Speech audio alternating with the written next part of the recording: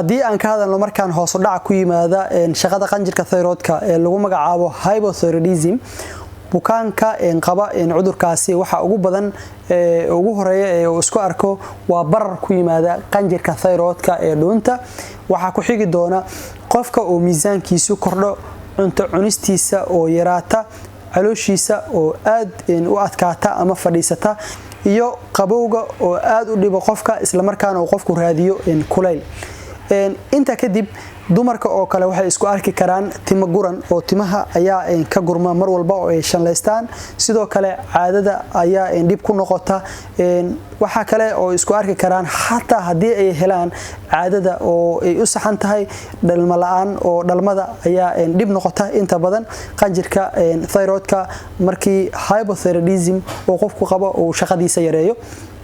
inta kadib marka bukaanka qaba ciladaas la xiriirta hypothyroidism waxa ugu horeeya ee uu sameyn karo waa inuu la kulmo dhakhtarkiisa wada sheekaysi dhexmara dhakhtarka iyo bukaanka ayaa inta badan lagu soo saaraa xaaladda ama cudurka uu qabo qofka inta kadib ayaa waxa loo diri doonaa shaybaarka sida in dhiig laga qaado oo kale ama hormoonada la baaro oo kale iyo sidoo kale in scan ama computer oo kale la saaro si loo ogaado waxa gudaha qanjirka ka jira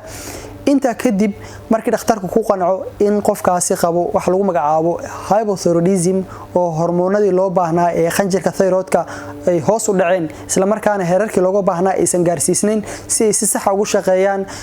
dheefshiidkana ay u maamulaan iyo wadna garaaca qofka isla markaana qofkaasi uu noqdo qof caadi ah oo howlihiisa qabsan kara marka qofkaas waxa la siin doonaa supplements ama kaniiniyaal lagu kordhinayo shaqada qanjirka thyroidka si sax ah ugu shaqeeyo xaaladii horena qofka ugu soo noqdo waad mahadsantiin hadii aan u gudubno wax lagu magacaabo hyperthyroidism oo ah qanjirka in uu shaqadiisa badiyo si qoto dheer hadii aan uga hadalno marka uu qofka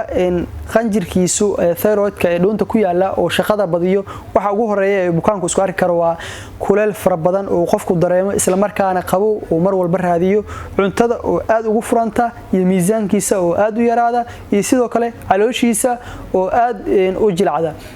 sidoo kale waxa kamid ah wadna garaac xadka baxa oo qofku dareemo mar walba iyo restless qofku inuu noqdo ama in qof aan fadhin ama sal fadhiya aan lahayn oo noqdo oo kale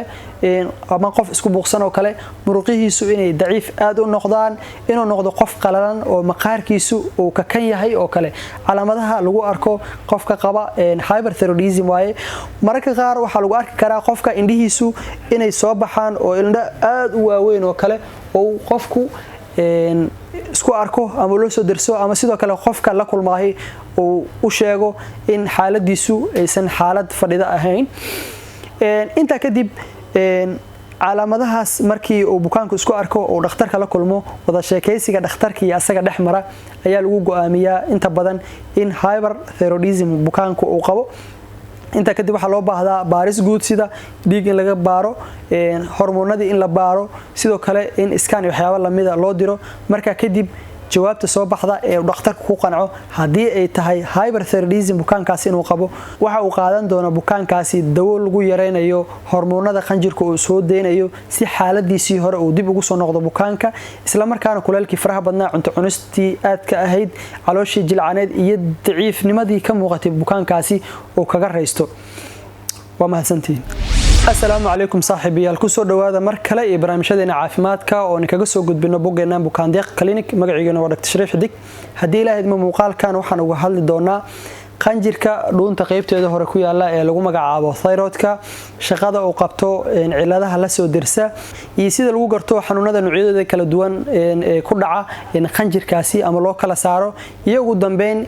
talada ama dawada ku haboon bukaanka xanuunada qanjirka thyroidka ay la soo dirseen ugu horeyn qanjirka thyroidka waxa uu ku yaala qaybta hore ee dhuunta trakeeda ama doobada qaybteeda sare ee soo muuqata ee wajiga ku aadan qanjirka waxa uu egyahay wax lagu magacaabo butterfly ama balanbaalista ayuu u egyahay waxa uu leeyahay laba luubis oo u eg ama shaabaha baalka iyo qaybta dhexe oo lagu magacaabo isthmus inta kadib qanjirka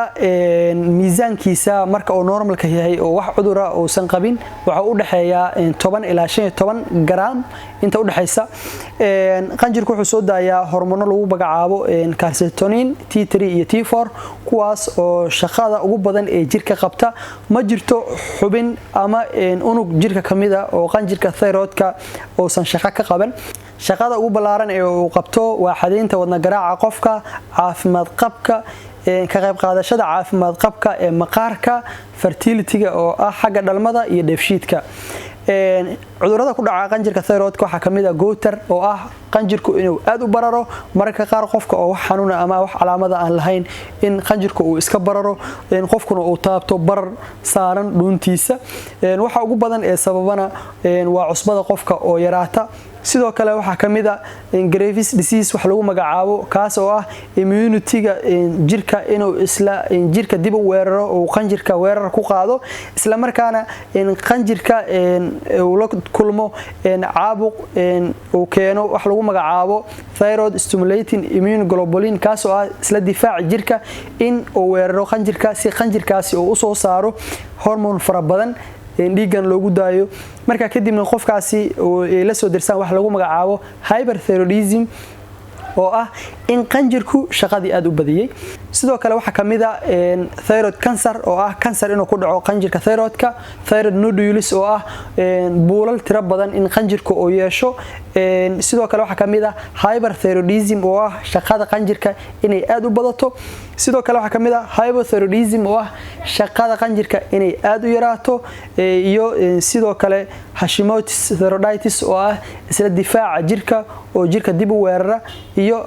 thyroiditis oo ah caabuq la soo dirsa qanjirka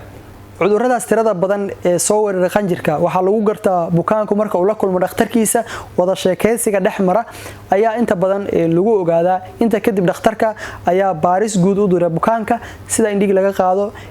hormoonada uu qanjirku soo daayo in la baaro iyo sidoo kale scan iyo waxyaabo lamida in bukaanka la saaro